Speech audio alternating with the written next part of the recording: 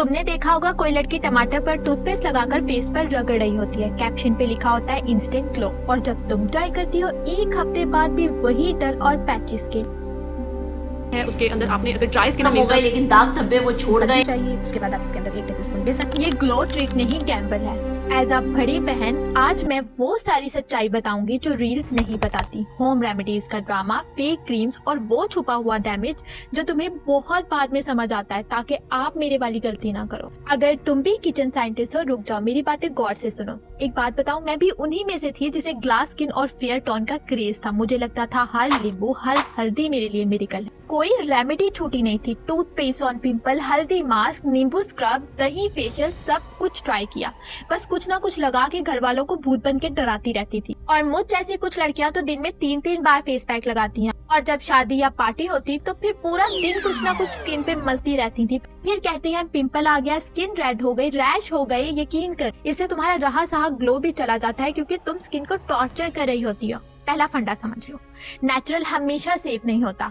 आजकल चीजें मिलावट से भरी हैं। दही में प्रिजर्वेटिव्स, हल्दी में फिलर्स, एलोवेरा में फ्रेग्रेंस, और वो मिरेकल जो सोशल मीडिया पे तुम देखती हो 90% फिल्टर और लाइटिंग होता है। सुनो, ये वायरल चीजें तुम्हारी स्किन को डैमेज कर सकती हैं। हकीकत सुनो, लेमन सनलाइट से फोटोटॉक्सिक बन देता है, मार्क्स परमानेंट हो सकते हैं। और टूथपेस्ट तो बहुत डेंजरस होता है, इसमें मेंथोल और फ्लोराइड होता है, स्किन को बर्न कर सकता है, स्कार परमानेंट हो सकते हैं। हल्दी सब पर फिट नहीं होती, कुछ लोगों को रैश मिल जाते हैं। एलोवेरा जेल नेचुरल सेफ होती है, लेकिन मार्केट वाली में फ्रेग्रेंस और अल्कोहल होता है, जिससे इरिटेशन इंक्रीज हो सकती है। दही या योगर्ट प्लेन तो ठीक है, लेकिन फ्लेवर्ड हाई फैट टॉपिकल से पोर्स क्लोज हो सकते हैं, फंगल एक्ने हो सकता है। वैसे भी दही नॉन कॉमेडोजेनिक है, इससे स्किन में कॉमेडोन हो सकते हैं। मेरी बात मानो, एक चीज सीरियसली करके देखो, जिन इन्फ्लुएंसर्स को तुम फॉलो करती हो उनकी प्रोफाइल्स कौन से विजिट करो। हर पोस्ट के नीचे एक नया मिरेकल, एक नया प्रोडक्ट, एक नई रेमेडी होती है। हर हफ्ते उनका फेवरेट चेंज हो जाता है। क्या कोई इंसान साल भर इतने प्रोडक्ट ऑनेस्टली टेस्ट कर सकता है?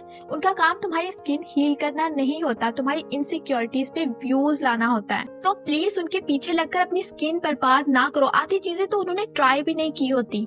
लिटरली मैंने बहुत सी लड़कियों को देखा है जो अगर किसी को फॉलो भी नहीं कर रही होती तो घर में खुद से जो घर के मसाले पड़े होते हैं उनको मिक्स एंड मैच करके खुद से एक इंस्टेंट व्हाइटनिंग पैक बनाया होता है। लिटरली मैं भी पहले ऐसी थी, घर में पड़े हुए oil, glycerine, bleach, baking powder, पता नहीं क्या क्या चीजें मिक्स करके अपने लिए इंस्टेंट व्हाइटनिंग पैक बनाया होता था। कोई भी क्रीम रेकमेंड करता तो मैं बिना रिसर्च किए उसे यूज करने लग जाती थी। उनमें मरकरी होता था, और मरकरी स्किन से ऑब्जर्व होकर बॉडी में जाता है, लीवर, किडनी डैमेज करता है। ये बात समझ आते आते मैंने बहुत देर कर दी और अपना बहुत नुकसान भी करवाया, लेकिन मैं नहीं चाहती आप भी वो सब फेस करें जो मैं किया। और सोशल मीडिया पर कोई इन नेगेटिव्स को शो ही नहीं करता। फेल अटेम्प्ट्स या बर्न पोस्ट करोगे तो एंगेजमेंट घट जाएगा ना, तो वो तो हाइड कर देते हैं। इसलिए तुमको फिल्टर्स के पीछे का सच समझना होगा। अगर किसी रील ने तुम्हें पैनिक में डाल दिया है तो पोस्ट करो, रिसर्च करो और अपनी स्किन को सब्जेक्ट मत बनाओ। और ये सब मैं इसीलिए कॉन्फिडेंस से बता रही हूँ क्योंकि मैं भी पहले क्रेजी थी ग्लास स्किन, फेयर टोन के पीछे। कोई रेमेडी नहीं छोड़ी थी आप लोगों की तरह।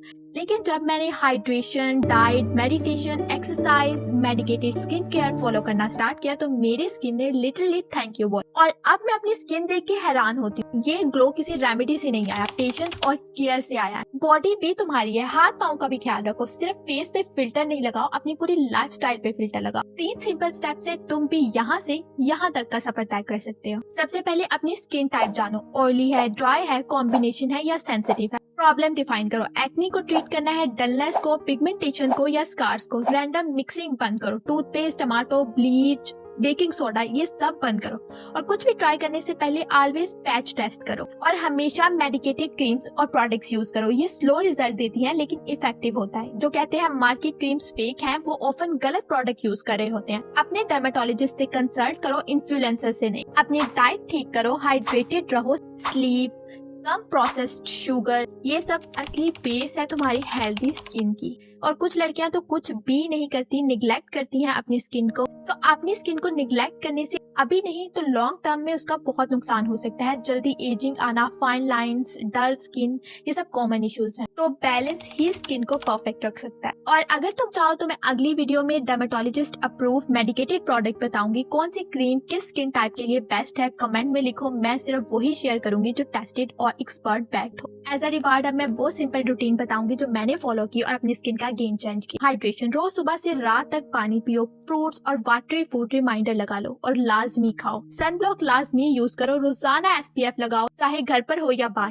UVA UVB साइलेंट डैमेज करता है। जेंटल रूटीन, एक mild cleanser, light weight moisturiser, रात को डर्मेटोलॉजिस्ट रेकमेंडेड मेडिकेटेड प्रोडक्ट अगर जरूरत हो तो। इससे तुम्हें 20 स्टेप नॉनसेंस करने की जरूरत नहीं पड़ेगी। तो प्रॉमिस करो 7 दिन तक रैंडम एक्सपेरिमेंट बंद करोगी, पैच टेस्ट करोगी जब भी कोई प्रोडक्ट यूज करो। इवेंट के लिए न्यू प्रोडक्ट 2 से 4 हफ्ते पहले ट्राई करोगी, 48 आवर्स पहले बिल्कुल भी नहीं। Stop experimenting on your face, treat it like your best friend. मैं हूँ सेल्फकोर एक्स, मैं ट्रेंड नहीं ट्रुथ शेयर करती हूँ। अगली वीडियो में मिलते हैं जहाँ मैं दिखाऊंगी वो 5 नेचुरल इंग्रेडिएंट्स जो सीक्रेटली तुम्हारी स्किन को डिस्ट्रॉय कर रहे हैं।